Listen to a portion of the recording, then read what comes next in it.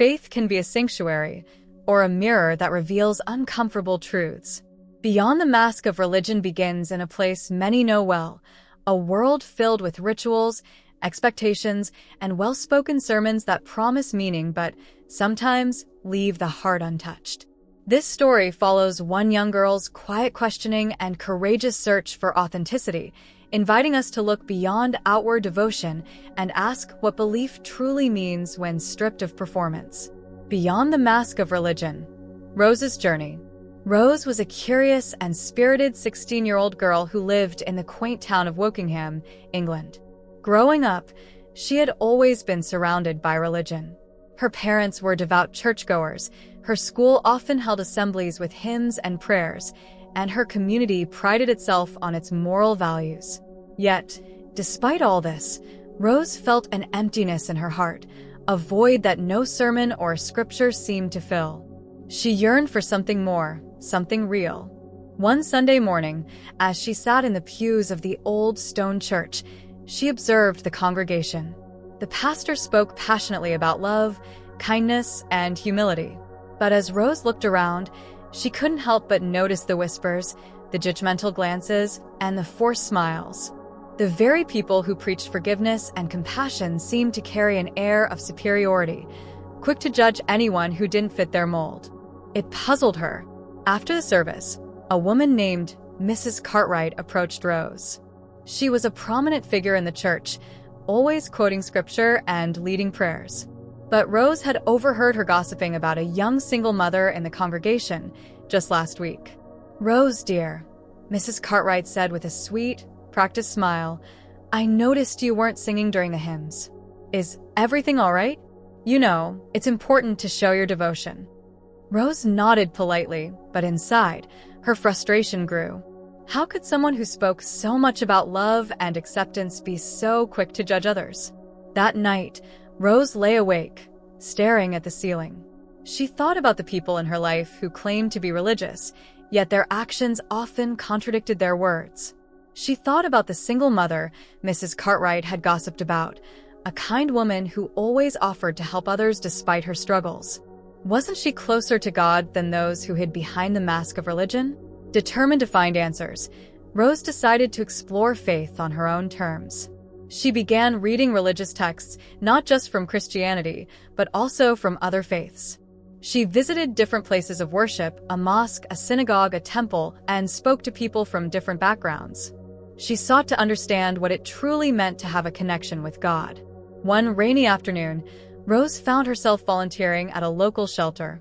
She had signed up to help serve meals to the homeless, inspired by a passage she had read about loving one's neighbor. As she handed a plate of warm food to an elderly man, he looked up at her with tear-filled eyes and whispered, "Bless you, child." In that moment, Rose felt a warmth in her heart that she had never experienced before. It was as if she had found a glimpse of the divine, not in a church, not in a sermon, but in the act of compassion. Over time, Rose began to see the true nature of people. She realized that some used religion as a shield, a way to appear righteous while hiding their flaws. But she also discovered others, those who quietly lived out the values of love, kindness, and humility without seeking recognition. These were the people who embodied God's commandments not through words, but through their actions. One day, as Rose walked through the garden behind her house, she felt a deep sense of peace.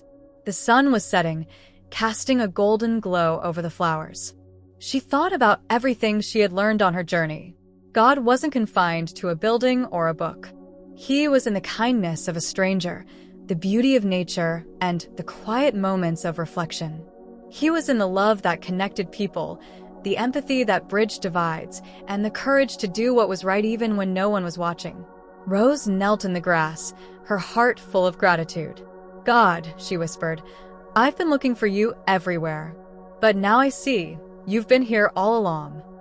From that day on, Rose lived her life with a renewed sense of purpose. She no longer sought approval from others or tried to fit into the mold of what a good, religious person should be. Instead, she focused on living a life of love, kindness, and integrity.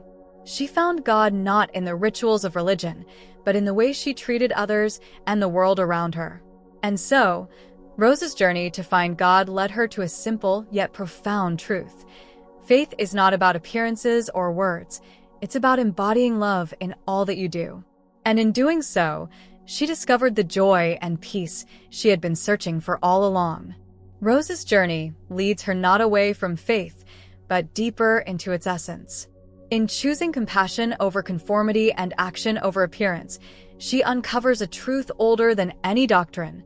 Love is the truest expression of belief. Her story reminds us that faith is not proven by how loudly it is proclaimed, but by how gently it is lived. And in that understanding, Rose finds what so many seek, a peace that feels honest, human, and whole. Thanks for watching and being part of this journey. If you enjoyed this adventure, don't forget to like, comment, and subscribe, and let me know where you think the next journey should take us. I'm grateful to have you along, and I'll see you in the next journey.